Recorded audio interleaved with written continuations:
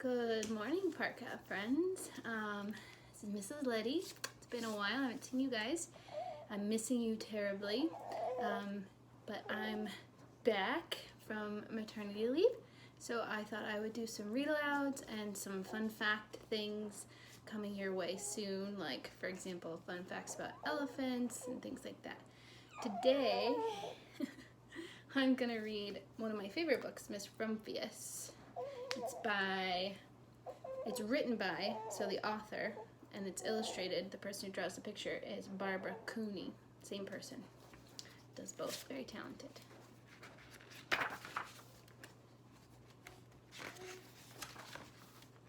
This is Liana, by the way. She's taking a nap. Alright.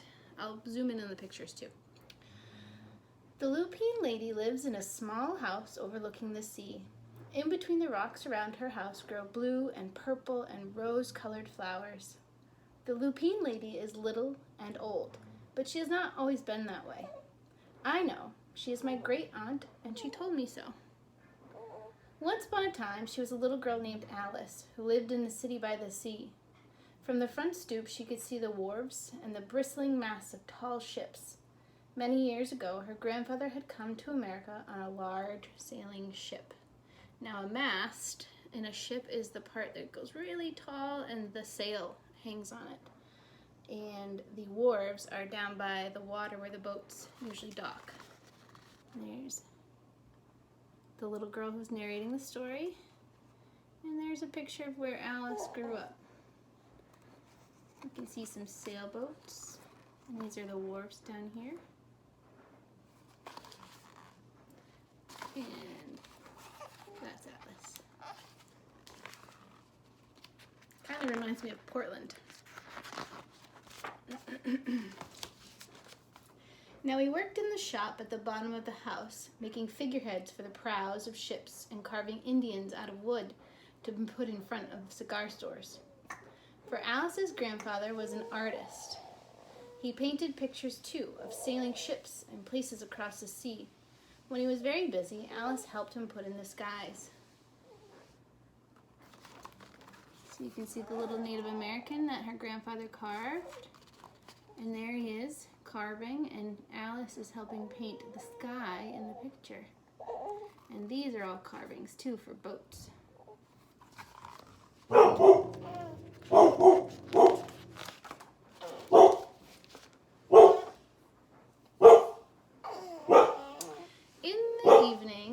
Sat on her grandfather's knee and listened to his stories of faraway places. Charlie. When he had finished, Alice would say, "When I grow up, I too will go to faraway places. And when I grow old, I too will live beside the sea." The sea is another word for the ocean. "That is all very well, little Alice," said her grandfather, "but there is a third thing you must do." "What is that?" asked Alice. "You must do something to make the world more beautiful," said her grandfather. And I think that's great advice. I think we should all do something to make the world more beautiful. "All right," said Alice, but she did not know what that could be. In the meantime, Alice got up and washed her face and ate porridge for breakfast.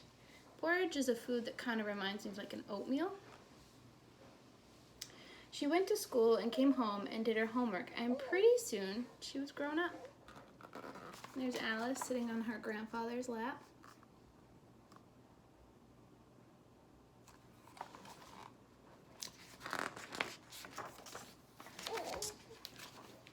Then my great-aunt Alice set out to do 3 things she had told her grandfather she was going to do. She left home and went to live in another city far from the sea and the salt air. There, she worked in a library, dusting books and keeping them from getting mixed up, and helping people find the ones they wanted. Some of the books told about faraway places. People called her Miss Rumphius now. Now, here's a really fun fact. I grew up in Massachusetts, and she was the librarian there. This is the library that I used to go to when I was a little girl. And there's a picture of it from the outside. Pretty cool. Here's another closer picture of the library. It's in a town called Pepperell, Pepperell, Pepperell, Mass. Sometimes she went to the conservatory in the middle of the park. When she stepped inside on a wintry day, the warm, moist air wrapped itself around her, and the sweet smell of jasmine filled her nose. "This is almost like a tropical island," said Miss Rumphius, "but not quite."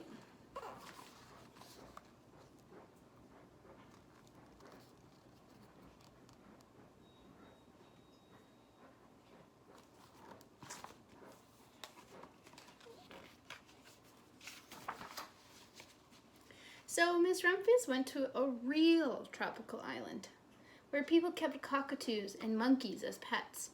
She walked on long beaches picking up beautiful shells. One day she met the Baba Raja, king of a fishing village. "You must be tired," he said. "Come into my house and rest."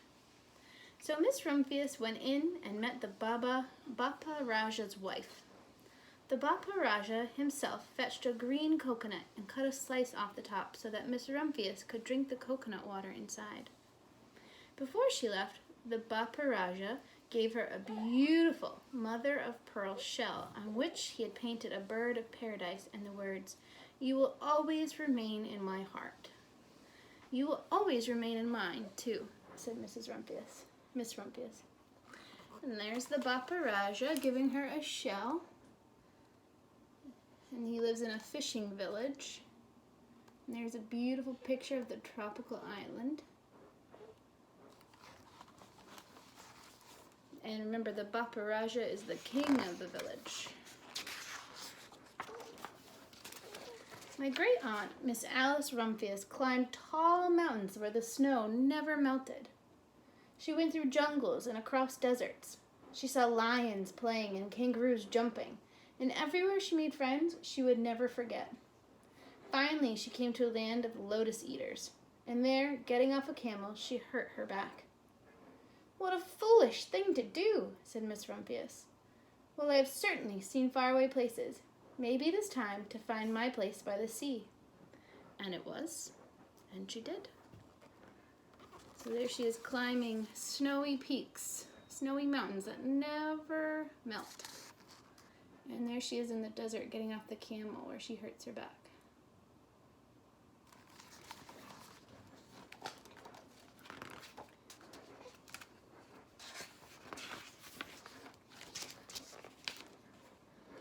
From the porch of her new house, Miss Rumphius watched the sun come up. She watched it cross the heavens and sparkle on the water, and she saw it set in glory in the evening. She started a little garden among the rocks that surrounded her house, and she planted a few flower seeds in the stony ground. Miss Rumphius was almost perfectly happy. "But there is still one more thing I have to do," she said. "I have to do something to make the world more beautiful." "But what? The world already is pretty nice," she thought, looking out over the ocean. Now, where Miss Rumphius lives reminds me so much of Maine. You can see the rocky cliffs and the ocean and those beautiful cottages, sailboats.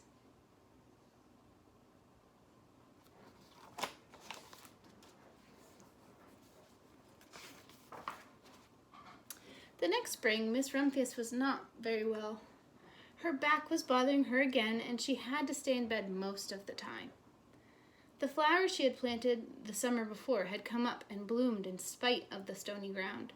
She could see them from her bedroom window, blue and purple and rose-colored. "Lupines," said Miss Rumphius with satisfaction. "I've always loved lupines the best.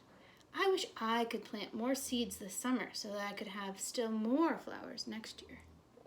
But she was not able to.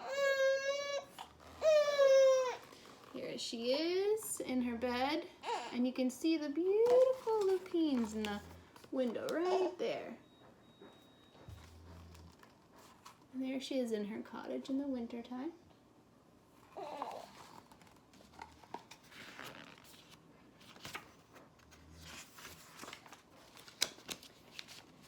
After a hard winter, spring came. Miss Rumphius was feeling much better now. she could take walks again. One afternoon, she started to go up and over the hill where she had not been in a long time. "I don't believe my eyes," she cried. When she got to the top, for there, on the other side of the hill, was a large patch of blue and purple and rose-colored lupines. "It was the wind," she said as she knelt in delight. "It was the wind that brought the seeds for my garden here, and the birds must have helped." Then Miss Rumphius had a wonderful idea. So there's Miss Rumphius with her lupines. Aren't they beautiful? Sometimes you can see them on the side of the road. They're all over Maine, so keep your eye out when you're traveling. You can think of Miss Rumphius. She hurried home and got out her seed catalogs. She sent off to the very best seed house for 5 bushels of lupine seeds. All that summer, Miss Rumphius, her pockets full of seeds, wandered over fields and headlands, sowing lupines. When you sow something when you're planting, it means you're putting them in the ground. So if you're sowing lupines, you're planting the seeds for the lupines to grow. She scattered seeds along the highways and down the country lanes. She flung handfuls of them around the schoolhouse and back of the church. She tossed them into hollows and along stone walls.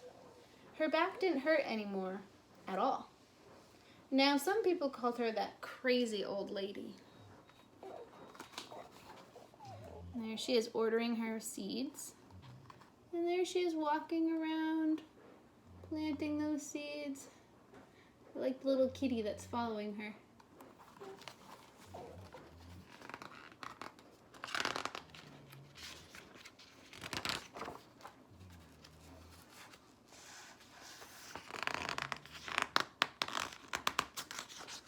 Sticky page.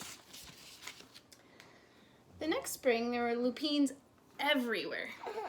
Fields and hillsides were covered with blue and purple rose-colored flowers. 1 second.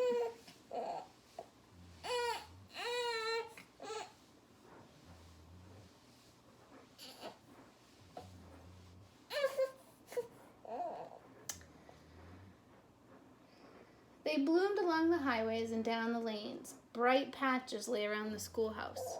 In back of the church, down in the halls and along the stone walls, grew the beautiful flowers. Miss Rumphius had done the third, the most difficult thing of all. And there you see all the lupines that bloomed. Aren't they gorgeous?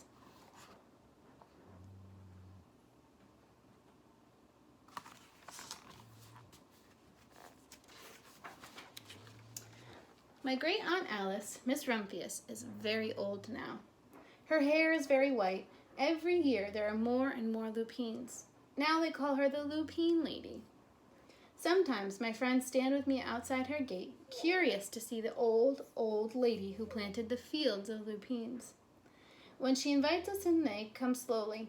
They think she's the oldest woman in the world. Often she tells us stories of faraway places. When I grow up, I tell her, I too will go to faraway places and come home to live by the sea. That is all very well, little Alice, says my aunt, but there's a third thing you must do. What is that, I ask. You must do something to make the world more beautiful. All right, I say. And there are the kids waiting to see the Lupine Lady. And there they are, all listening to her story. And that's the little girl that's telling the story in the front. And that's her Aunt Alice, the Lupine Lady right there.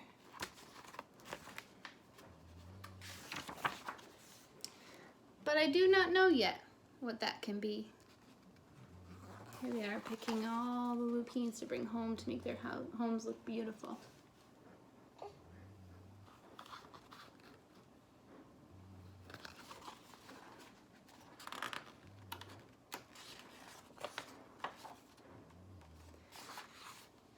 About the book. The illustrations for Miss Rumphius were painted in acrylics with accents of Prismacolor pencils on gesso-coated percale fabric mounted on illustration board. The art was camera separated and printed in 4 colors. The next type is a Goody old style, and this display type is Gaudy cursive. I'm not sure what that means. We could ask Mrs. Strom. And here's a picture of Barbara Cooney, the author and illustrator. She grew up in Long Island, that's in Maine. Raised her 4 children in Pepperell, Massachusetts, and that's where I grew up. And spent her final years in the place she loved best, Maine. Miss Cooney graduated from Smith College before beginning her career as an artist.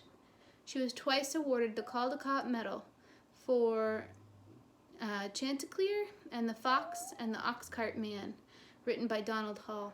Barbara Cooney's main books, which include Miss Rumphius, Hattie and the Wild Waves, and Island Boy, are, she said, the closest to an autobiography that she would ever write. An autobiography is a story you write about yourself. So there's stories that are very personal to her that kind of remind her of her own life. She illustrated over 100 books in her distinguished career. Like Miss Rumphius, Barbara Cooney made the world more beautiful. And that's our story, Miss Rumphius. I just realized that the writing is backwards because it's a camera. That's going to be it for today, but I would like you to think about how you can make the world a more beautiful place. And I'll think about it too. I miss you guys. Have a good day.